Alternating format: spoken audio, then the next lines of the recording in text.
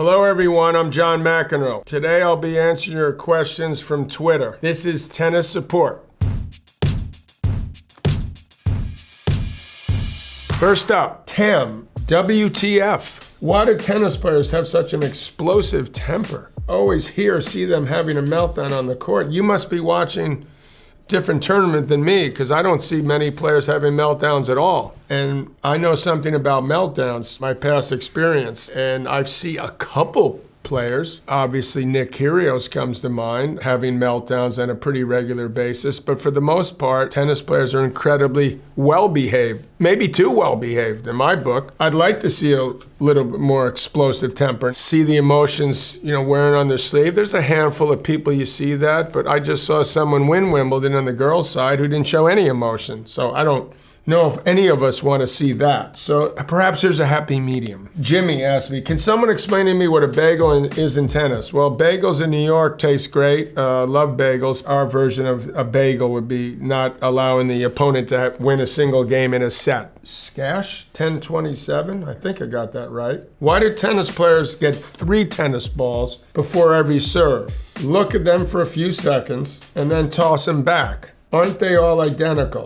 Weird stuff, as he said. They're probably pretty similar, and it probably is sort of overrated. Balls pick up some felt, and they pick up clay if they're on clay courts, and they get beat up on a cement court, as you can imagine. And even on grass, these players, men and women, are hitting it so hard now. It's different than when you pull it out of a can. And so you play 7, 9 games, the ball is going to be a little heavier, a little bit deader. So that's why players are always looking to sort of get the freshest ball possible, so that when they're serving, that's the people that are looking at it. They want to get the 2 freshest balls so they can hit it a little bit harder. To me, what I try to do, try to get a fresh ball and sort of be able to use that to my advantage. Of course, if the returner hits it well, then that could probably negate the advantage. I think at the end of the day, you see certain players. Now I see Djokovic, for example. He doesn't care what ball he has, and he seems to be doing pretty well. And here we got Michael. Who is your toughest opponent you faced in your tennis career? I had the opportunity, fortunately, to play a lot of great players. Won and lost. Did my share of losing against a lot of them. Hopefully winning some. Bjorn Borg, obviously, was my greatest rival. Jimmy Connors was an incredible competitor, along the likes of Rafael Nadal. That effort he gave was very intimidating. Ivan Lendl was a bigger, stronger guy. When he was on, it was extremely difficult, but I think we brought out mostly the best in each other. My toughest opponent I ever played, though, at the end of my career, unfortunately, and the beginning of his name was Pete Sampras.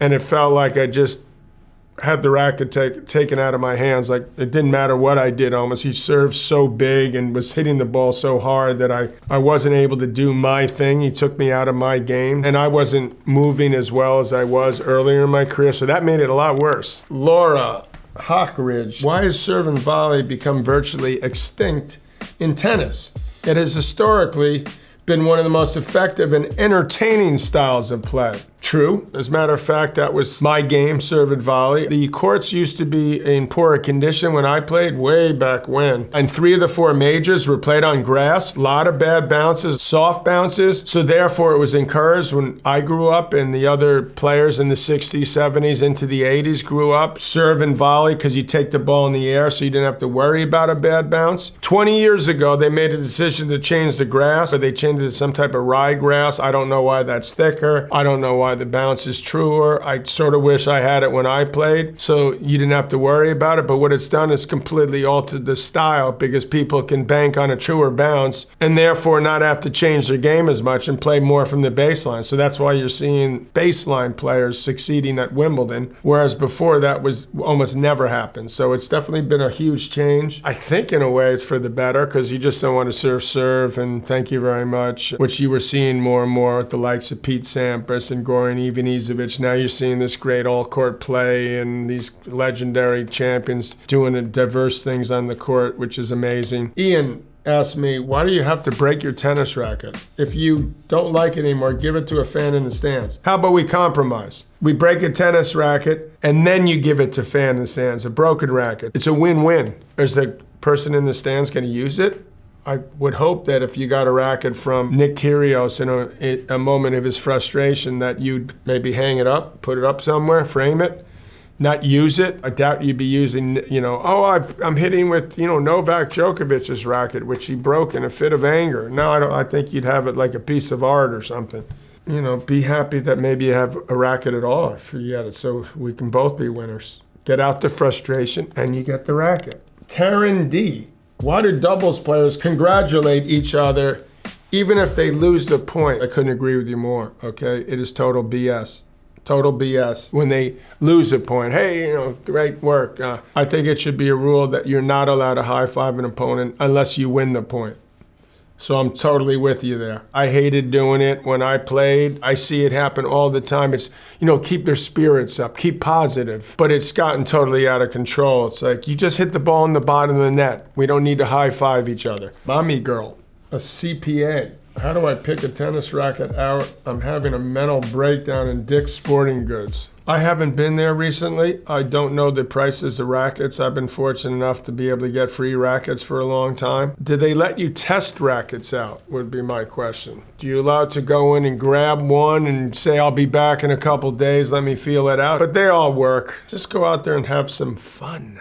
Apparently it's not me. Who invented tennis? It's so weird. Who invented tennis? My first question would be, why do you think it's so weird? It's a pretty great game, actually. But I heard it was some king or queen or something, maybe going out in the grass court, put a net over it and hit a ball. I don't know, but I think it's a pretty awesome game all in all. It's a tough game, but when you do it right, it feels pretty damn good. How many rackets do tennis players take on court? I used to take 6, when I thought I was a hot shot. I think guys take up 6 to 8 rackets now, even the girls, and sometimes they get them restrung during the match. So there's a lot of stuff going on. Two-hand or one-handed backhand? That's a good question. I would go two-hand now if I was a kid. You're little, you're not strong enough. I'm a one-hander, I loved it, but that shot up high is tough. Balls are coming up higher and higher, players are taller, so I would go with that one. But I'd work on the volley too, and being able to hit a one-hander. At Double Fault King. Someone's making this up, right? Anyone knows how to improve mental strength during a tennis match? During a tennis match, wow. It's difficult to answer that one. So I would suggest the best way to have mental strength during a tennis match is to sort of understand your opponent and what he's good at, or he or she is good at and not good at. And you could take it from there. Sort of be aware of what you do well and what the other person maybe doesn't do well. I always tell my kids at my tennis academy to try to make things as easy for yourself and as difficult as possible for your opponent. Jake has asked me, what's my favorite shot in tennis? I would say the return of serve, because these guys serve so big. I love to see what a guy like Djokovic can do, how difficult it is. So that would be my call there. The USTA in Georgia. Many coaches teach in many different ways. True. What has been the best advice you have received for tennis? Best advice. That'd be tough to come up with the one thing. You have a mantra at my tennis academy, don't beat yourself. I think that's a hell of a start. This one's a little harsher. It doesn't matter whether you win or lose until you lose. Maybe that would give some people impetus to try a little harder. You want the joy of winning to be something that you really experience and like. Not like it's a relief, I won, and I don't have to feel so bad that I lost. So there's an old saying from an ex-American president, this from like 100 years ago. It's something that I try to go by as well. It's better to try and fail than not try at all. We all have this fear of failure, and so it's how do we deal with it? How do you vent that? How do you handle it? How do you use it to your advantage? How do you not let it overwhelm you? So those are the questions from Tennis Support. Hope you enjoyed it. I'm John McEnroe. Hope to see you again in the future.